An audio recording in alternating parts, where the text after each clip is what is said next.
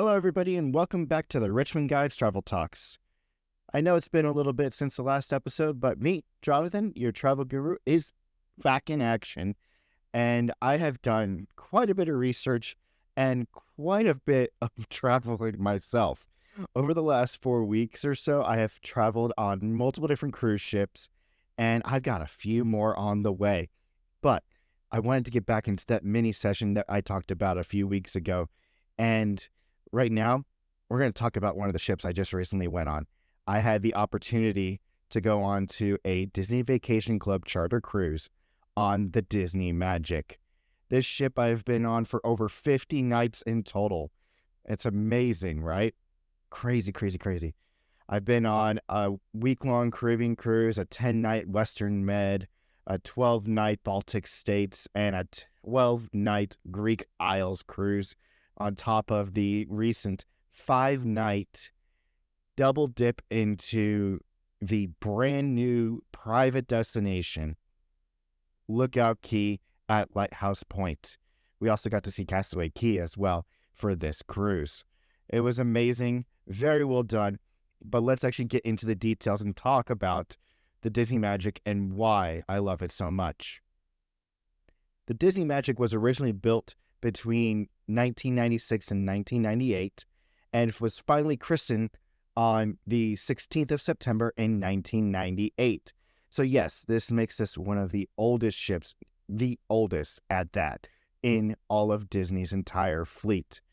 Now, she isn't a super long ship. She's only about 984 feet long, but she's still got enough space on there to get away from everybody if you want to be away from everybody. She's got 11 decks, and her double occupancy capacity is at 1,750 guests, with a maximum capacity of 2,713 guests. Now, to match with the guests, they can have up to around 945 crew on board. And if you do the calculation, it's about a 3-to-1 ratio of guests to crew. Now, the Disney Magic and Disney Cruise Line set off a whole new standard for cruising, not just in the things that are on the ship itself, but how the ship looks. Walt Disney wanted this classic feel of just cruise line. He loved the classic feel of it, and Disney Cruise Line brought that back. So when you look at her, you look at the Disney Magic, she has this amazing shape from the side. And I'll have some videos on this you can see on my YouTube channel. If you actually go to Richmond Guides, you'll be able to find it there. But they did do a little bit difference. They have the following colors. So the outside actually is the colors of Mickey Mouse. You have black, red, and white. And they actually got special permission from the U.S. Coast Guard to have yellow lifeboats, not orange. So they were the first ones to have a different color lifeboat. And for those of you that haven't noticed, a lot of ships have changed their colors, so they're not all the same bright orange anymore. Another thing that's not typical compared to other cruise lines is Disney introduced a new horn. And this is a classic horn tune that just makes you fall in love with Disney Cruise Line. And I'm going to play a snippet right here of When You Wish Upon a Star.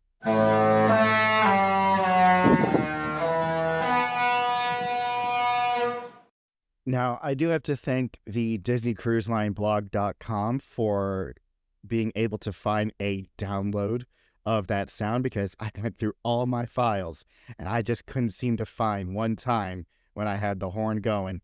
But I'm glad that you can find a ringtone still available out there, and I just set my ringtone to it. For those of you that don't know, Disney Cruise Line also came up with a few other ones, but we'll talk more about those when we get to Disney Dream, Fantasy, and Wish. Now, we can talk about some of the itineraries in the past. The Disney Magic has had a ton of different itineraries. She started off with the Bahamian cruises, extended to Caribbean week-longs, and she's also gone over to New York, to Bermuda, and New England. She's also gone to the Mediterranean, Greece, Baltic states. She's been to a lot of places. And I've been on quite a few number of those, as I mentioned before. Now, currently, she is out of Fort Lauderdale doing Bahamian and Caribbean cruises. She'll eventually move over to Galveston and San Juan, and she'll be having fun going around and doing a bunch of different itineraries.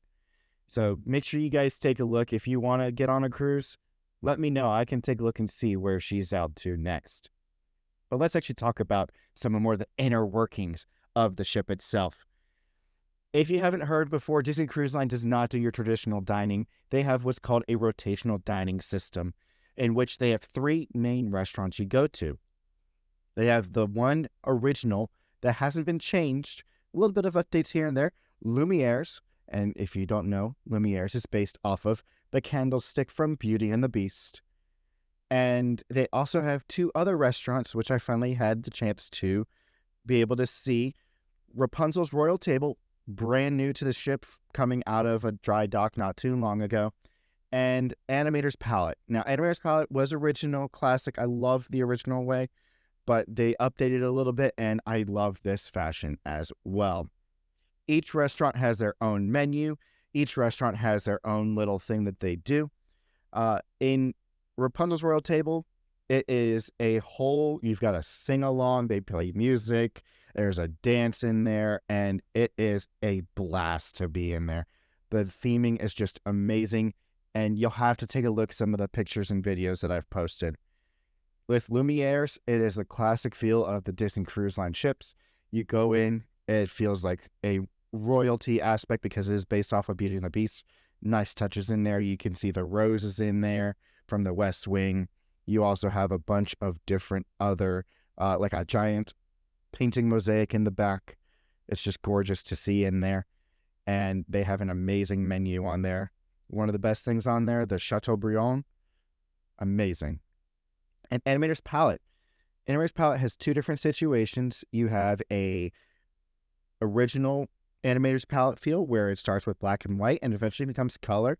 And Sorcerer Apprentice Mickey, comes out, and he dances around, and you just hear the music from Fantasmic, and it is just amazing. Love it. And then you also have Turtle Talk with Crush a little bit later, if I'm not mistaken. Unfortunately, we didn't have it on this last cruise, but on the longer ones, they typically do have a second option for there. You also have a few different other options for food. There is the buffet called Cabanas. This is the buffet that is up on the top deck on deck 9. And it is in the aft. Beautiful views, amazing food that they make up there that you can get in and out for. They also have the Duck and Diner where you can get burgers, tenders, and fries. It is a quick grab area. You also have Pinocchio's Pizzeria, which is open for a lot of the snack times. And for the adults, you have a few areas away from the kids. You have the Quiet Cove Cafe where you can get a couple of pastries. You can also get some specialty coffees there, and they do an amazing job up there. You also have the adults-only Palo restaurant. On this cruise, we didn't get to go in there, but I've been in there a couple times, and the food in there is just magnificent. It is adults only, no kids allowed, and if you're a Platinum member, you can get a pretty hefty credit towards the food in there. So it's a really good meal, something that you will have to try, even if you have kids. You can also have room service, which is 24 hours a day. You can make sure you tip the servers that are there that come out and bring the food, because they are not on your basic tipping gratuities for the cruise. Now, let's get into some of the entertainment aspects. The kids have some of the best areas on the ship. You have the It's a Small World nursery for those that are from about a few months old all the way up until about 2 years old. Then you have the Ocean Years Club and Lab. Inside the Ocean Years Club, one of the big things that they updated is they created Andy's Toy Box, in which you can go down Slinky as a slide. You also have the Marvel's Superhero Academy there, and a few other different rooms there. Then you have the Ocean Years Lab, which is a little bit more mature. They also have a ship simulator, which I loved using years ago. You can actually drive the Disney Magic into port or out of port in different areas. Then you also have the Edge and the Vibe. The Edge is for those tweens that are from about 11 years old until about 14 years old. They have a nice little area right on deck 9, just off to the side. And I didn't get to go in there this time, but they usually have a bunch of like gaming systems and lounging areas in there for the tweens.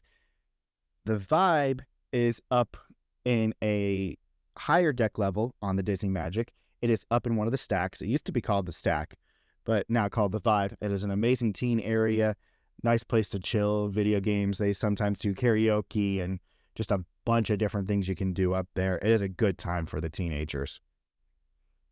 Now, to the adults only area known as After Hours. There are a few different venues here that they actually do allow kids in throughout the day, but at night, this is adults only. You have the Keys Music Venue, which is live piano playing in there in the evening. And then you also have Oak Hills Pub, which they have some late night bite snacks in there for about an hour or so. And then you got Fathoms, which you can have anything in there. Sometimes you have shows such as Match Your Mate in there. You have things like you can have late night dancing in there. You can also have even bingo happens in there. Trivia's happen in there. It is a very flexible space in Fathoms. Going to a few other things like the Walt Disney Theater, the Disney Magic has 3 different shows that they offer on the ship. These are their traditional shows and they are just amazing. And the order that we got to see them was Twice Charmed, an original twist on the Cinderella story, Tangled, the musical, and Disney Dreams, an enchanted classic. Twice Charmed basically takes the Cinderella story and flips it on its head. It's something that you have to see. It is basically the story of what if. That is the thing. And I don't want to spoil it for you, but think about what if. Now, Tangled the musical, it is a retelling of the Tangled story and a little bit quicker pace because it's about 45 minutes for the show. And Disney Dreams an Enchanted Classic takes you into some of your favorite movies of Disney's. And it is so hard to put into words. They have done an amazing job with the show over the years to keep it up to date while still holding a classic feel to this tale. And it just makes you want to continue to be a kid at heart. Just be a kid at heart. Moving outside of the Walt Disney Theater, they do have some recreation throughout the ship. You have the Goofy Pool, Aqua Lab. You've also got the Nephew Splash Pad, the Aqua Dunk on this ship, which has a drop floor slide, and you get dropped off over the side of the ship, and it swirls you back into the top deck of the ship.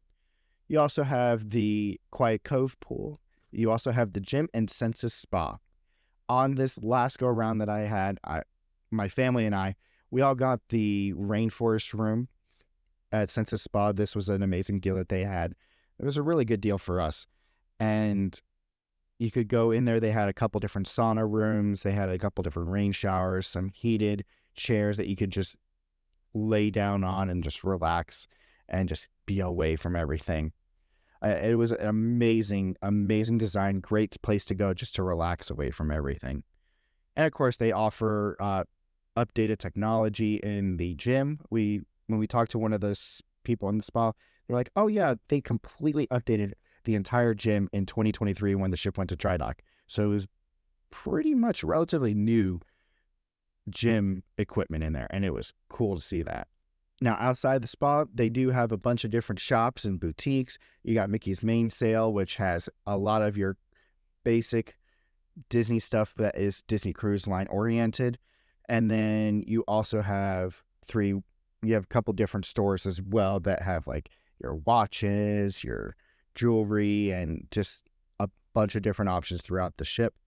You also have the Bibbidi Bobbidi Boutique, which turns into a Pirates League for Pirate Night.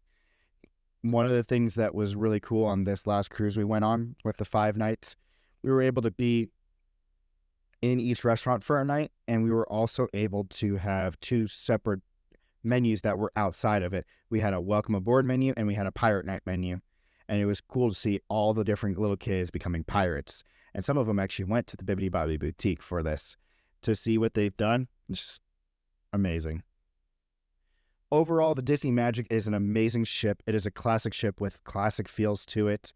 And there are a bunch of modern upgrades. They've given her a pretty good facelift over the years, especially in 2023.